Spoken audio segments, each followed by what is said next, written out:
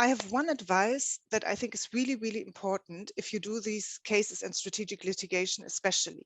As much as the case, to find the case and have a good case and go to court and have this win, it's so important to talk about it. I think even our press work and our, social media content, and I think it is very important to have this win, but it is even more important almost to talk about it, talk about the process, tell people, explain people the problem, make them think, oh yes, it is actually very unjust that me as a user, that all the burden of when I'm the victim, all the burden is put on me as a small user.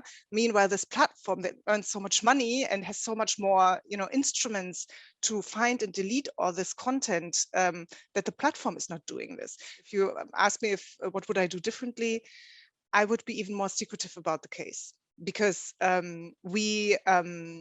it was really secretive. We planned it all. We couldn't talk about it. And then one journalist asked them, and then they kind of suspected what was going to happen. They knew that we were going to have a press conference, and they tried to kill the case the night before. So they just sent an email to the politician and said, in this case, we are going to make an exception and we're going to find all this content and delete all this content. And it was like, almost like in the morning when I went to the press conference, I was like, oh my God, we don't have a case anymore if they do that.